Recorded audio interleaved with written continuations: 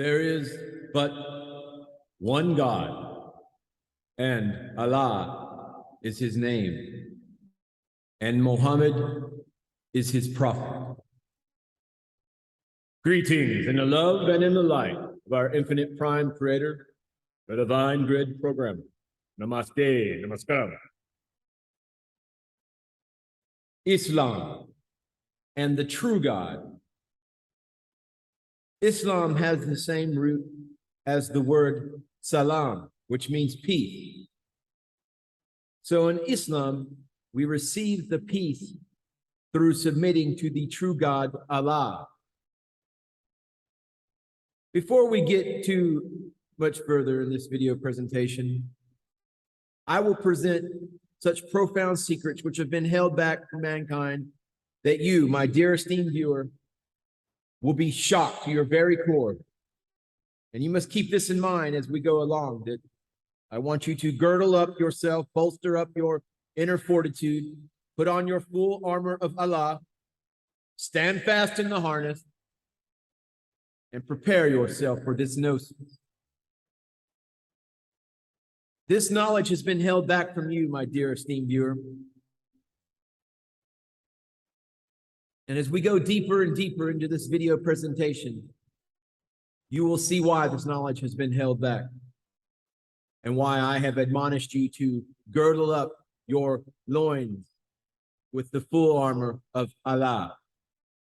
Allah is not who you think or have even been led to believe, or I was going to say have been taught, but I'm sure none of you have been taught in the ways of Islam.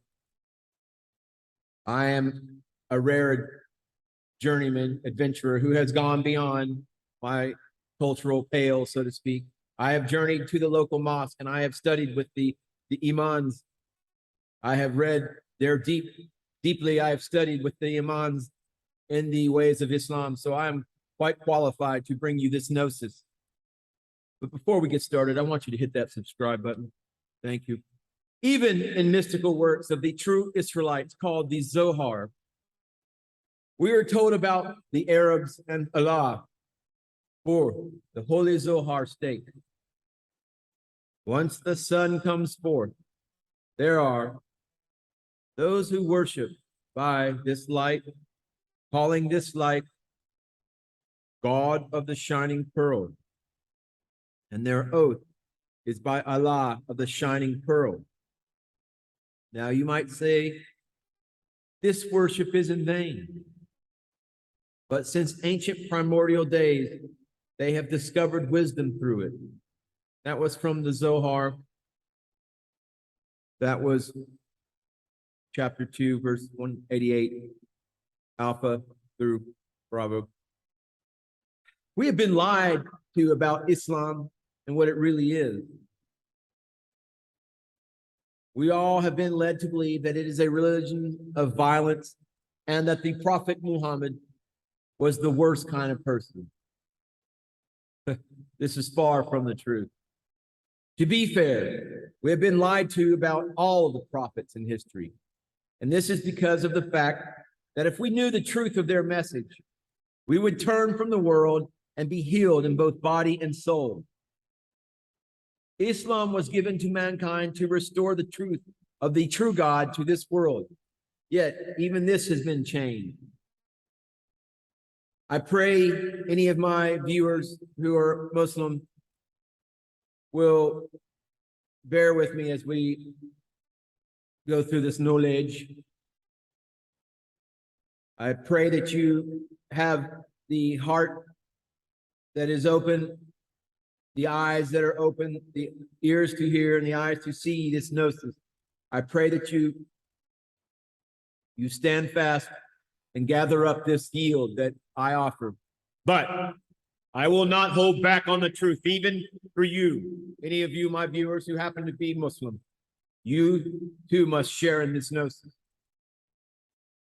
There are forces at work in this world that want nothing more than the spread of false teachings. And through this, the world has become what we know it to be today, a living hell.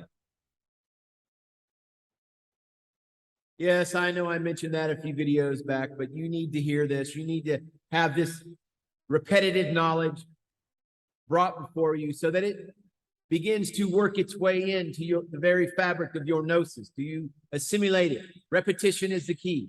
Islam came to make us whole, but the Islam of today is not the Islam of Muhammad and Allah. It is the false religion of the elite controlling this world. Islam is being used to foment a war for the destruction of all religions so that a one world religion can be brought in. Let me show you the proof. And here it is. And it's from the writings of a Freemason known as Albert Pike. He wrote a letter detailing the information I'm sharing with you. In the 3 World Wars, Albert Pike and 3 World Wars, Albert Pike received a vision, supposedly, which he described in a letter that he wrote to Mazzini, dated August 15, 1871. This letter graphically outlined plans for 3 world wars that were seen as necessary to bring about the one world order. And we can marvel at how accurately it has predicted events that have already taken place. Albert Pike and 3 world wars. I submit for your consideration, my dear and esteemed viewer. Albert Pike received a vision which he described in a letter that he wrote to Mazzini, dated August 15, 1871. This letter graphically outlined plans for 3 world wars that were seen as necessary to bring about the one world order. And we can marvel at how accurately it has predicted events that have already taken place. Pike's letter to Mazzini. It is commonly believed fallacy that for a short time, the Pike letter to Mazzini was on display in the British Museum, Library in London, and it was copied by William Guy Carr, former intelligence officer in the Royal Canadian Navy. The British Library has confirmed in writing to me that such a document has never been in their possession. Furthermore, in Carr's book, Satan, Prince of This World, Carr includes the following footnote.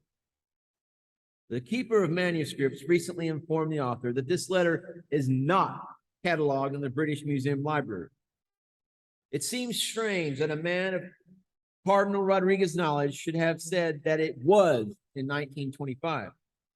It appears that Carr learned about this letter from Cardinal Caro y Rodriguez of Santiago, Chile, who wrote The Mystery of Freemasonry Unveiled. To date, no conclusive proof exists to show that this letter was ever written. Nevertheless, the letter is widely quoted and the topic of much discussion. Following are apparently extracts of the letter showing how 3 world wars have been planned for many generations.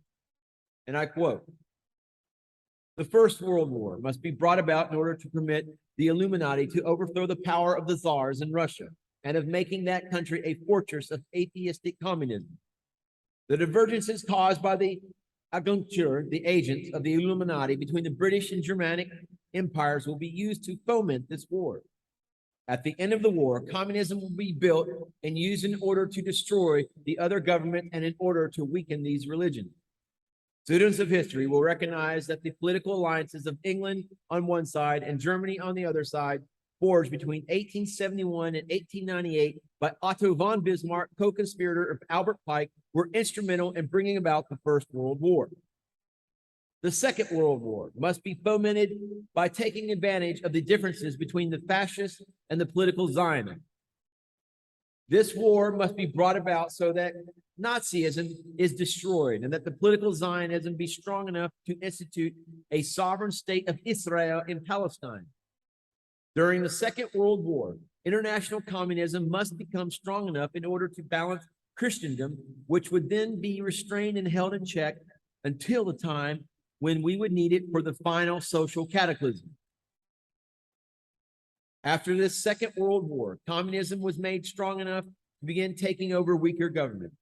In 1945, at the Potsdam Conference between Truman, Churchill, and Stalin, a large portion of Europe was simply handed over to Russia. And on the other side of the world, the aftermath of the war with Japan helped to sweep the tide of communism into China.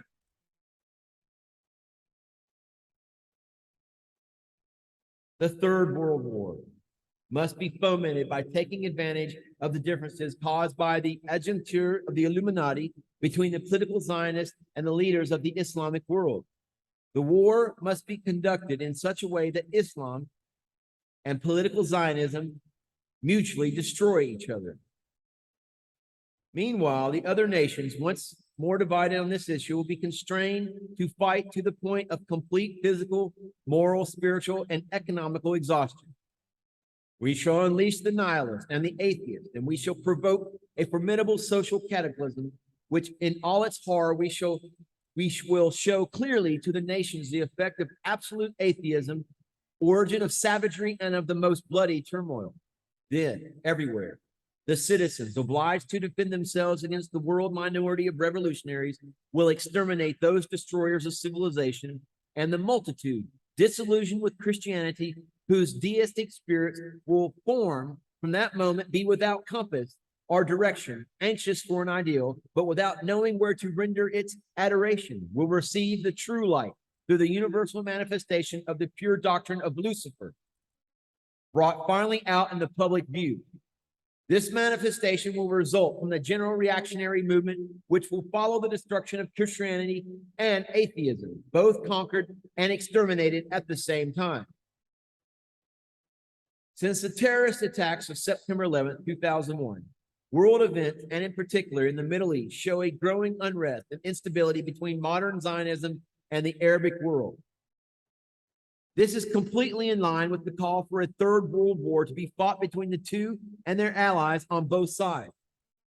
This third world war is still to come, and recent events show us that it is not far off. All religions are to be destroyed, and they will be the ones destroying each other. Now, on to Islam, the true Islam.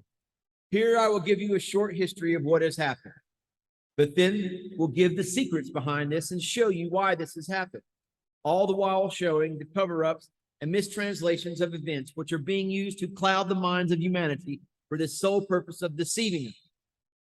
Some of the following material was taken from a book, Surrendering Islam, the subversion of Muslim politics throughout history until the present day. And this will be used to show not only truth, but yet, even in this work, there is the stay to the mainstream lies of religion. After this, I will show the lies being used, yet mixed with the truth. And this is a good book to read, and it does give a lot of truth about how Islam has been hijacked, but it also mixes lies with the truth so that the authors, who in good conscience, I would imagine, erred without knowing. Given that the Islamic world is currently in a state of collapse, it is not capable of mobilizing any meaningful threat. Therefore, it has been necessary for the West to create this opposition by secretly developing these sham strains of Islamists and fundamentalists in Islam. To ensure that they are abhorrent to the West, they have been misled into confounding violent acts of terrorism as jihad. In truth, terrorism does not have its roots in Islam, but is a Western product. In Islam, violence against innocent civilians, children, women, the elderly, and even physical structures, especially churches, mosques, and synagogues, and even trees, is strictly forbidden. Rather, terrorism has its roots among the anarchists who employed Bakunin's philosophy of nihilism. Bakunin regarded Lucifer as the great example to true rebellion and of violence as a creative and necessary force to be used in order to transform society. However, Bakunin's philosophy was merely used as a ruse to recruit radicals to carry out the hidden agenda of the elite. Since the advent of the Illuminati in the 18th century, violence and revolution have been used as a tool to topple societies and transfer power to the hidden hands that have guided those revolutions.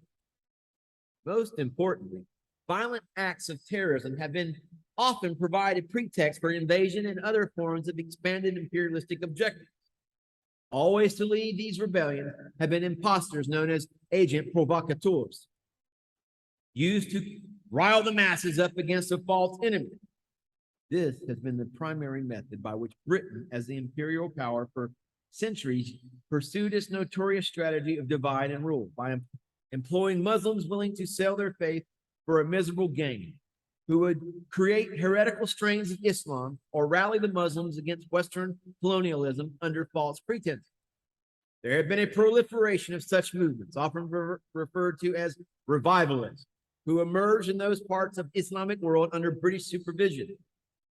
But the most important of these were the Wahhabis and the Salafi, from which emerged the notorious Muslim Brotherhood. Unknown to the rest of the Muslim world, these factions have their roots in covert relationships with the secret societies of the West, with whom they share an agenda, which is the eradication of all religion and its replacement by a new world order founded on the principles of an ancient pagan tradition known as the occult, which is based on the worship of Shaitan, the devil. This Shaitan is not the one who is coming to mind as you read these words. The Shaitan of who I refer to is after he refused to prostrate before Adam and was therefore expelled. Iblis swore to God that he would do his utmost to mislead mankind. It was then that he came to be known as Shaitan or Satan, the rejected, and his followers from among the jinn and mankind as shayateen. There is a little information available about the nature and activities of these shayateen. But when we look at history, we can begin to discern what has been the basis of their strategy. It has been evidently to mislead mankind, but not just on an individual basis. Shaitan is seeking to submit man to the ultimate humiliation, that is, to enslave himself to the ultimate negation of Islam. This plot began a long time ago, from the time God announces to Shaitan in Surah Al-Isra 64. Lead to destruction those whom thou cast among them with thy seductive voice. Make assaults on them with thy cavalry and thy infantry. Mutually share with them wealth and children, and make promises to them, but Satan promises them nothing but deceit. Some Muslim scholars of Tasfir interpret the share in children as an interbreeding between jinn and human, and quote a hadith related by At-Tirmidhi, in which the Prophet, be with him, said, "Amongst you are aliens." And then, when asked by Aisha, "What are aliens?" replied, "Those in whom the jinn have a share." The interpretation of verses and prophetic tradition, which are not explicit about the way in which the devil or the jinn interfere with humans, may also have been influenced by Israelite interpretations of the Torah. This idea of jinn interbreeding with human beings is referred to in the Bible, in the story of the sons of God, in Genesis 6, 1 through 4. Now it came about when men began to multiply on the face of the land, and daughters were born to them, that the sons of God saw the daughters of men, that they were beautiful, and they took them wives of all which they chose. Then the Lord said, "My spirit shall not strive with man forever, because he is also flesh.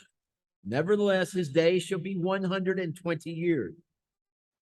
The Nephilim were upon the earth in those days, and thereafter too, those sons of the gods who cohabited with the daughters of Adam, and they bore children unto them. They were the mighty ones of eternity, the Anakim." The preceding passage has confused many Christian scholars. Not hard to do, actually, though. But however, according to a number of Jewish scriptures from outside the Bible, known collectively as the Apocrypha and the Pseudepigrapha, that one too, the sons of God were identified as fallen angels. In other words, Shaitan and his jinn followers who were expelled by God. While for many these topics may seem obscure and not immediately relevant, they are essential for understanding the belief system of the elite. Moreover, these ideas are being increasingly appropriated into the mainstream by authors like Dan Brown of the Da Vinci Code. These are topics which are increasingly becoming a part of mainstream discourse as well as a symbolism of Western culture. And their understanding is essential for a proper understanding of these societies, their direction, and how to cope with them. Additionally, it is essential for you to be a student at the Ombanda New Earth Education Center and continue to receive this note. Namaste, namaskaram.